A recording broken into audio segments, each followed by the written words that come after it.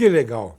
A dica agora vai ser como eu posso controlar a minha ansiedade. E nos dias atuais, falar de ansiedade é falar de algo que está acontecendo com todo mundo.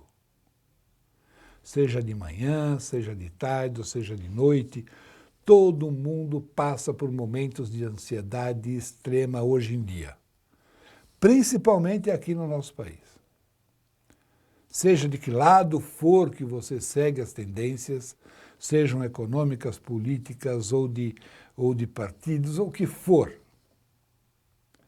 Você, eu, eles, todos estão passando por momentos de ansiedade. Então a gente tem que controlar a ansiedade. E falar de ansiedade, a gente fala de medo, que é um dos grandes geradores da ansiedade. A ansiedade e o medo são sentimentos essenciais para o desempenho do ser humano. Parece estranho, mas se você não for uma pessoa ansiosa, você não consegue ter um bom desempenho nas suas atividades. Só que essa ansiedade ela tem que ter um equilíbrio. Você não pode ser ansioso ao extremo, não pode ter medo ao extremo. E não pode ter os dois ao extremo. Caso contrário, você não vai pensar. Você vai ter um bloqueio. E no momento que você tiver esse bloqueio, o que vai acontecer com você? Vai se tornar um inútil. Uma pessoa que realmente não vai conseguir produzir nada.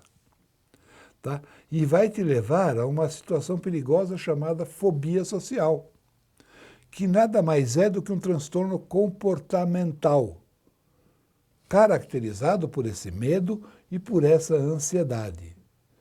E aí você vai ter até medo do contato com as outras pessoas. Você vai ter medo de expor aquilo que possa talvez estar prejudicando a sua atividade. O que é então ansiedade?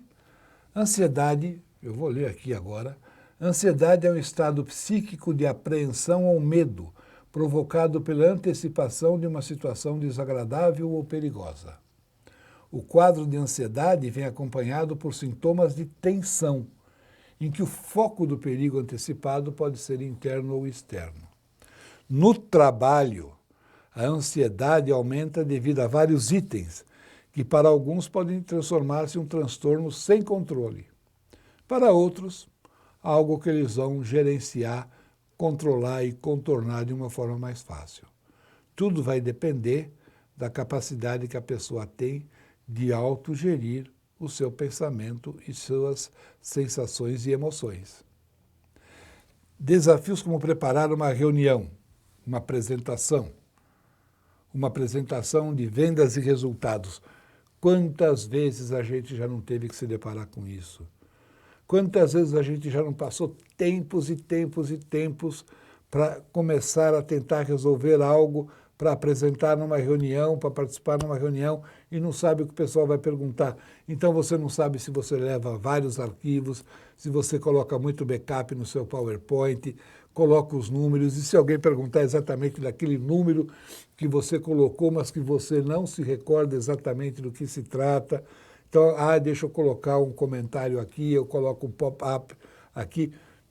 Gente, preparar isso necessita ter calma e necessita ser o mais simples possível. Leia a agenda, saiba o que está sendo necessário e solicitado, escreva somente isso. Não passe informação desnecessária. Se for solicitada numa reunião, eu vou providenciar e mando o complemento para vocês assim que sairmos da reunião. Aí você tem condição de ler, escrever e enviar. Então, tire esse medo. Aprenda com isso. Eu já passei vários medos como esse. E passei esses medos em português, em inglês, em espanhol e participando de reunião em alemão, que eu não entendia patavina, não falo alemão, mas como eram itens técnicos, eu tinha a lógica do que se estava sendo perguntado e conseguia entender mais ou menos aquilo que eles estavam falando. Esquecer de planejar e tentar prevenir ou remediar. Quando você não planeja e tenta prevenir ou com um remédio, uma solução aleatória ou paliativa, não vai levar você para lugar nenhum. vai simplesmente complicar ainda mais a sua vida, tá? E isso vai provocar uma ansiedade muito grande em você, porque você nunca vai ter certeza se convenceu, se teu recado foi dado, se a pessoa saiu satisfeita, ou que tipo de pergunta pode vir depois, ou que imagem que ficou de você em relação aos outros. Porque você também, nesse momento, está vendendo a sua imagem e a sua credibilidade. E a sua ansiedade pode te matar nisso daí. Dificuldade em ver o lado bom das coisas. Já se deparou com pessoas que tudo que você fala, a pessoa coloca um obstáculo? Em tudo, né? Em casa, no trabalho, no trânsito, no restaurante, em todo lugar.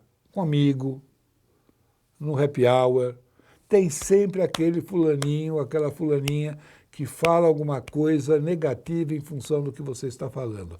Então você perde mais tempo discutindo e mostrando o positivo do que simplesmente compartilhando aqueles momentos e até compartilhando a reunião e torná-la mais positiva. Então não deixe essa ansiedade de demonstrar que você é o certo para todo mundo. Você vai dar o seu recado, vai justificar com fato.